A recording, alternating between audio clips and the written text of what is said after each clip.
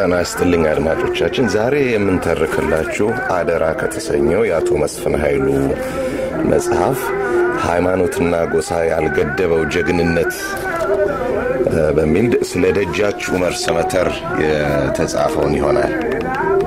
ደጃች ዑመር ሰመተር እንደሚታወቀው ከቆራሄው ጀግና ከአፈወርቅ ወልደ ሰማዕት ጋር አብረው የተዋጉ ናቸው። በዜግነት በተወላጅነት ሶማሌ ናቸው። ፋሺስት ኢጣሊያ በኢትዮጵያ ዋናውን የወረራ ጦርነት ከመክፈቷ በፊት በምስራቅ ግዛታችን ወደ መሃል ገብታ የወልወልን ግጭት ጫረች። ጅራፍ ራሱ ገርፎ ራሱ ይጮሃል እንደሚባለው ራሷ ጭራ ጉዳት ባደረሰችው የዑመር ሰመተር እጅ ተይዞ እንዲሰጣትና የግጦሽ መሬት ከኢትዮጵያ ተቆርሶ እንዲጨመርላት ጠየቀች። ዑመር ሰመተር ይህንን ሲሰሙ ከአፈር የሚደባልቅ ቤልጅግና ጎራዴ ይዤ ነው እጄን የማሳየው ጫት ተሸክሜ የምመጣ ዓለም ሰለ በማለት መለሱለት ይባላል። በ1871 ዓመተ ምህረት ከኢትዮጵያ ሶማሌ ቤተሰብ ካልካዩ በተባለ ቦታ የተወለዱት ዑመር ሰመተር በባላባትነትና በአስተዳደር ብቻ ሳይሆን አገራችን በጠላት ስትወረር በቆራጥነት እየተዋጉ የዜግነት ግዴታቸውን የተወጡ ጀግና ኢትዮጵያዊ ናቸው። በወልወል የተጫረው ሰዓት ቆይቶ ወደ ሙሉ ጦርነት ተሸጋግሮ በሰሜኑ የኢትዮጵያ ግዛት ከባድ ጦርነት ሲካሄድ በምስራቁም እነ ደጃች ዑመር ሰመተር ከፍተኛ የሆነ ተጋድሎ አድርገዋል። ዑመር ሰመተር ቀደም ሲል ከአፈወርቅ ወልደ ሰማዕት ጋር ሆነው ከጠላት ጋር የነበረውን ትግል በሰፊው ተወያይተውበታል። ጉርለጉቤ ከተባለ ቦታ ላይ መሽጎ የነበረው የደጃች ዑመር የሰለጠነ ጦር ባልታሰበ ጊዜ ከነበረበት በፍጥነት እየተወረወረ ጠላትን መውጫ መግቢያ ሳጥቶታል። ከባድ ጉዳትም አድርሶበታል። ጠላት ከተቻለ እጃቸውን ለመያዝ ካልቻለም ለመደምሰስ ኤልቡር በተባለ ቦታ ላይ ዑመር ሰመተርን 6 ባታሊዮን ጦር ከበባቸው። የጠላትን የኃይል ሚዛን በማየት ካሉበት ቦታ በስልት ሾልከው አመለጡና ጦራቸውን ማደራጀት ያዙ። ከአካባቢያቸው የሶማሌ ህብረተሰብ ብቻ ሳይሆን ከኦሮሞ፣ ከአማራው፣ ከትግሬውና ከሌሎችም አሰባስበው ጦራቸውን አጠናከሩ። ከ5 ወር በኋላ በ1930 ዓ.ም ይህን ከተለያየ ህብረተሰብ ተውጣጥቶ የተጠናከረ ሰራዊታቸውን ይዘው ጠላት ሳያስበው ሌሊት አደጋ ጣሉበት። 6ቱም ባታሊዮን ተደምስሶ የሞተው ሲሞት ሌላው የምርኮጁን ሰጠ። ዑመር ሰመተር የማረኩትን መሳሪያ ይዘው ሽላቦ ከሚባል ቦታ ላይ ሰፈሩ። ጣሊያንም ሌላ ኃይል አደራጅቶ በዚሁ ቦታ ገጠማቸው። አሁንም ጦርነት ገጥመው ድል መተው ብዙ ጣሊያኖችን ጨፈጨፉ። ዑመር ሰመተር በሚላክላቸው የሰው ኃይል መሳሪያና ስንቅ እየተጠናከሩ እንደገና ቆራሄ ላይ ጠላትን ገጥመው አመድ አደረጉት። በጠላት ምሽግ ገብተው የጨበጣ ውጊያ በማካሄድ ጠላት ታላቅ ጀብዱ ፈጽመዋል። በዚህ ቆራጥ ተግባራቸው የፊት አውራሪነት ማዕረግ ተሰጣቸው። በደጋሃቡር የአንድ ክፍለ ጦር አዛዥ የነበሩት ደጃዝማች ገብረ ማርያም የዑመር ሰመተርን ጀግንነት ተመልክተው ከኦጋዴን አውራጃ ካሉት የአካባቢው ተወላጆች ወታደር መልምለው እንዲቀጥሩ ፈቀዱላቸው። ከዚያ በኋላም በጉርለጉቤ በቆራሄና በሃነሌ ከጠላት ጋር እየገጠሙ የሚያኮራ ጀብዱ ፈጽመዋል። የአካባቢው ህዝብም የጦር መሳሪያ እየገዛ ጠላትን እንዲፋለም ቅስቀሳና ምክር እየሰጡ ለሀገሩ እንዲዋጋ አድርገዋል።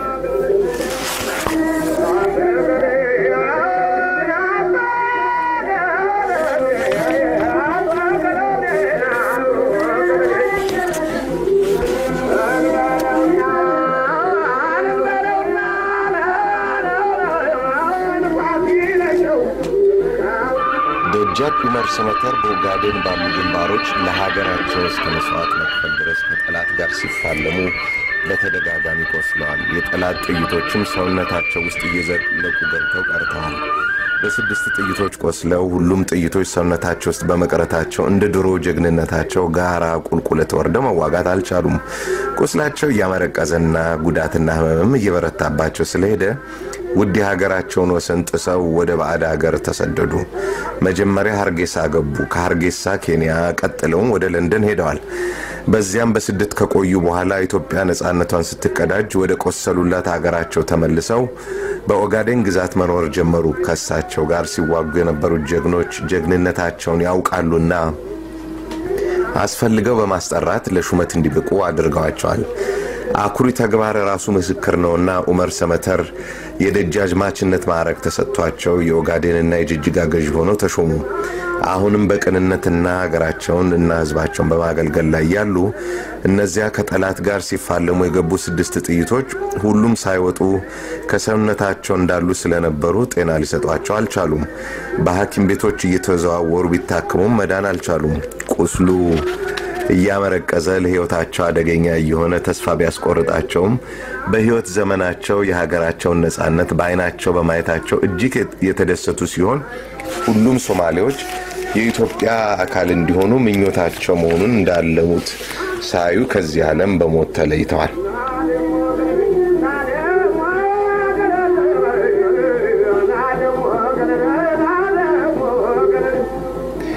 ደጃች ዑመር ሰመተር በሞት ከመለየታቸው በፊት እንዲህ በማለት ይናገሩ ነበር። የሀገሬን ህዝብ የፈጀው ጠላት በጀግኖች ክንድ ተረግጦ ሲወጣ ተመልክቻለሁ። የመገዛት የመዋረድና የመረገጥ ዕድል ምን እንደሆነ አይቻለሁ። እንደ ጠራራ ንብ ከየምሽጉ እየገቡ የሚነድፉ ኢትዮጵያውያን ዘር በመሆኔ ኮርቻለሁ። በታሪክ የሰማሁትን የአድዋ ጀግኖች ጀብዱ ለማስመስከር ልጆቻቸው በኦጋዴን የጣሊያን አንገት ሲቆርጡ አይቻለሁ። የዚህ ህዝብ ልጅ በመሆኔ አሁንም እኮራለሁ። የማዝነው ግን መላው ሶማሌዎች ተባብረው የአንዲት ኢትዮጵያ ልጅ ሆነው በአንድ ሰንደቅ ዓላማ ስር ሲጠቃለሉ ሳላይ በመሞቴ ነው። በመቃብርም ውስጥ ምኞቴ ይህ ነው ብለዋል። ደጃች ዑመር ሰመተር በሃይማኖት በዘር በጎሳ እየከፋፈለ ሲያዋጋን የነበረውን የጠላት ሴራ ተረድተው ለውድ ሀገራቸው ነጻነትና አንድነት ሲሉ በጀግንነት እየተዋጉ የአካል መስዋዕትነት ከፍለዋል። ይህ ለሀገራቸው ሲሉ ከጠላት ጋር ሲፋለሙ ያቆሰላቸው ጥይት አደጋ አርግዞ በመጨረሻ በተወለዱ በ65 ዓመታቸው አርፈዋል። መጋቢት 6 ቀን 1936 ዓመተ ምህረት አርፈው ሐረር ከተማ በሚገኘው የአብዱል መካነ መቃብር ቀብራቸው በሙሉ ወታደራዊ ስነ ስርዓት ተፈጽሟል።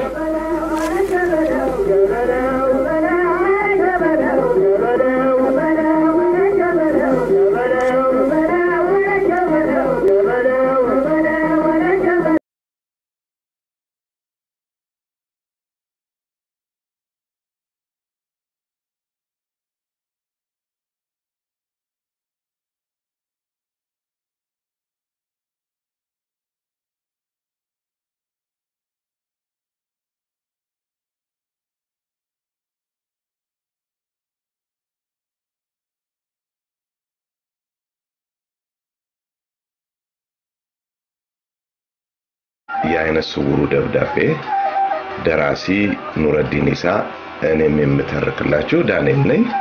የአይነ ስውሩ ደብዳቤ ይድረስ ለማሆይ ማሆይ መቼም ከቤተ ክርስቲያን ተመልሰው ቤቴ ሆና ሲያገኙት የሚደነግጡት ድንጋጤ ይታየኛል። ይቅር ይበሉኝ ማሆይ፣ አንቱን የመሰሉናት የትም ቢሄድ እንደማላገኝ አውቀዋለሁ። ምን ይሆናል ሰይጣን ሙሻን ተመስሎ አሳሳተኝና ቤቱን ለቅቄ ለመሄድ ተገደድኩ። እማሆይ ባለፉት 4 ዓመታት ውስጥ ላሳዩኝ እናታዊ ፍቅር እጅግ አመሰግናለሁ። እግዚአብሔር አምላክ የገነት መንበሩን ያውርሶ። ሌላ ምን ይባላል? ብቻ አደራ በሄድኩበት ሁሉ እንደርሱ ያለ በጎናት እንዲያጋጥሙኝ ይጸልዩልኝ። እግዚአብሔር አምላክ እንደርሱ ያሉትን ደግናቶች ጸሎት እንደሚሰማ ልጠራጠርም። ድሮስ እንደርሱ ያሉትን የብጽት ጸሎት ካልሰማ እንደኔ ያለውን የልበጠይም ሊሰማ ኖሯል። እማሆይ እርሶኮ ደግናቴ ነበሩ። በ4 ዓመት ቆይታዬ ውስጥ አንዴ ብቻ እኮ ነው ያስቀየሙኝ። ትዝ ይሎታል እማሆይ?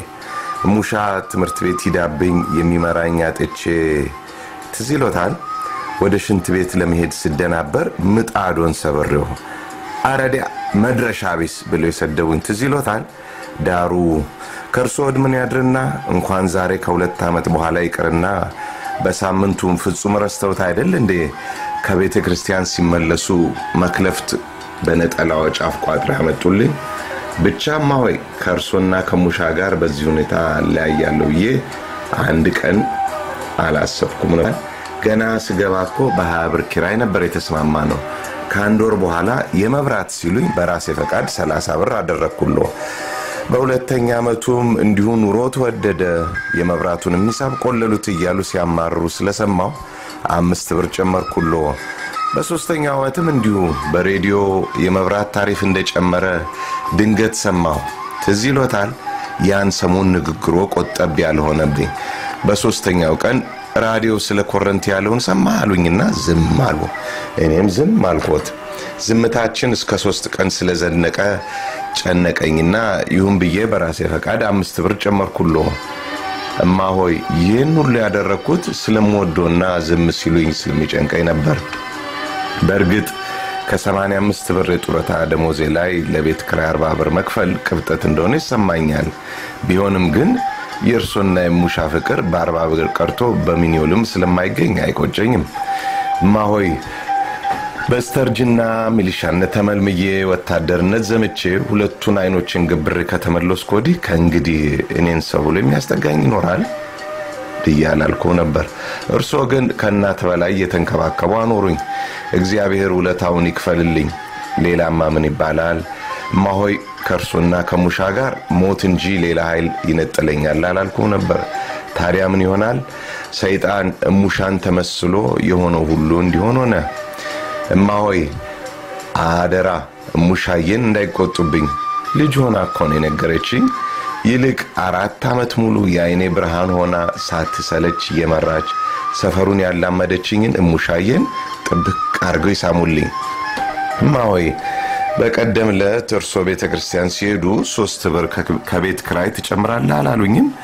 ያን አንስቼ ለብቻዬ ሳክተመትም ለካ ሙሻዬ ቤት ውስጥ ኖራ ታደምጠኝ ነበር። ለምንድን ነው የምትጨምረው አለችኝ። ምን አለ ያኔ አፌንም እንደ ብርሃኔ ቢደፍነው። ምን አለ ዝም ብል የመብራት ስለጨመረ ይሆናል አልኳት። ካንተ ቤት እኮ አምፖል የለም ብላ ረዳችኝ።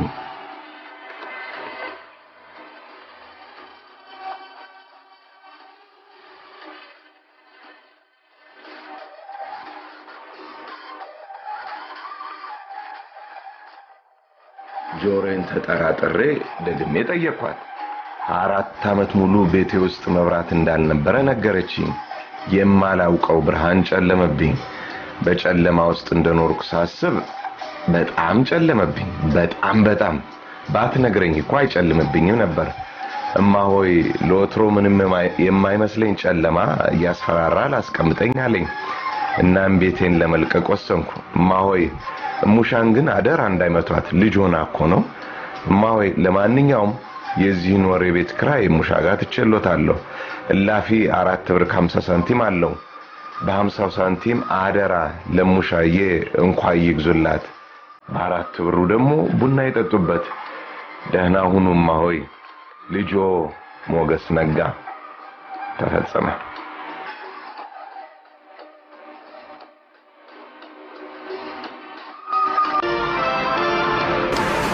አንድ ብለን 3 ሰዓት የጀመርነውን ዝግጅት አገባደድን።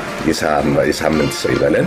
ሜይ 2014 የስነ ጽሑፍና የስደት ተሞክሮ ምሽት በኢትዮጵያ ኮሚኒቲ አዳራሽ እንድትገኙና የአቶ ሙሉጌታ ፔቲሽን እንድትፈርሙ አስታውሼ መልካም የሥራ ሳምንት እመኛለሁ። ዳንኤል ነበር።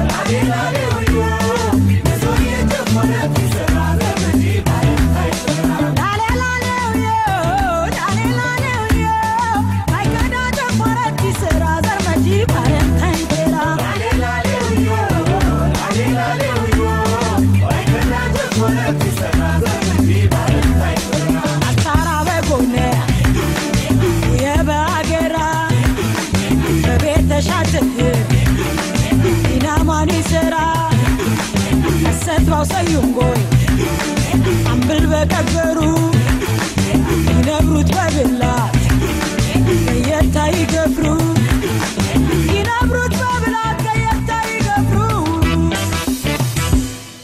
አልሙ